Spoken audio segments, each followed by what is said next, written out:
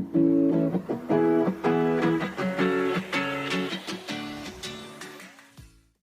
everyone কি খবৰ আপোনালোকৰ নিশ্চয় সকলো ভালে আছে আৰু ময়ো ভালে আছো আৰু আজি এটা নতুন ভিডিও লৈ আহিছো আপোনালোকৰ মাজলৈ আশা কৰো ভিডিওটো চাই খুব বেছি ভাল পাব আৰু আজি ভাবিছো আপোনালোকৰ লগত বইল মাছৰ ৰেচিপি এটা শেয়াৰ কৰো এই কাৰণে ভিডিওটো বনাইছো আৰু আজি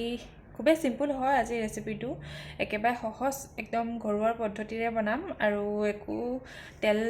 মা মছলা এইবোৰ ব্যৱহাৰ নকৰো বইল হয়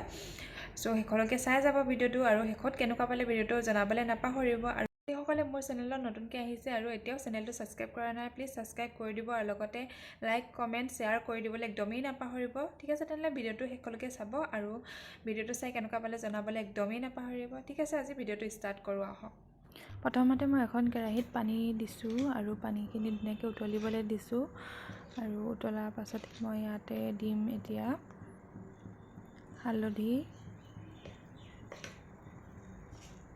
আৰু লগতে নিমখ দিম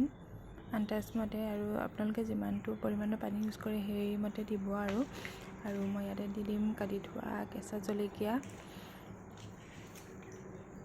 আৰু দিম বিলাহী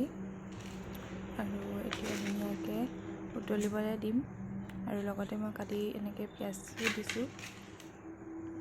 বহুতে বইল বনালে পিয়াজ নিদিয়ে আৰু মই দিছোঁ এনেকৈ পিয়াজটো দিলে খাবলৈ বেছি ধুনীয়া হয় আৰু সোৱাদ হয় আৰু এতিয়া মই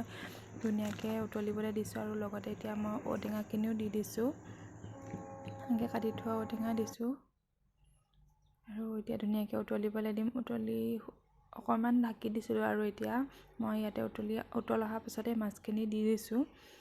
মাছ আপোনালোকে যিমান খায় সিমানটো দিব মই অকল 2 পিচ মানেই দিছোঁ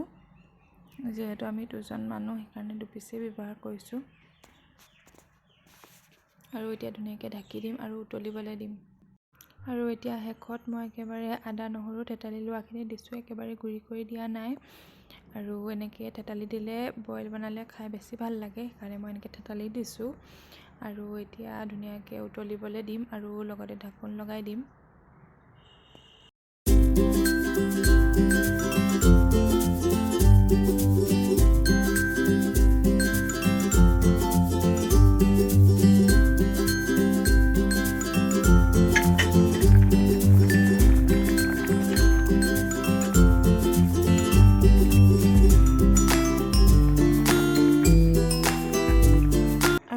দেখিছে পানীবোৰ ধুনীয়াকৈ শুকাই গ'ল জোলটো ধুনীয়া এটা জোখত ৰখাই দিছোঁ মই আৰু মাছবোৰ ধুনীয়াকৈ সিজি গৈছে আপোনালোকক দেখুৱাইছোৱে আৰু এতিয়া মই ধুনীয়াকৈ আপোনালোকক সাৰ্ভ কৰি দেখুৱাম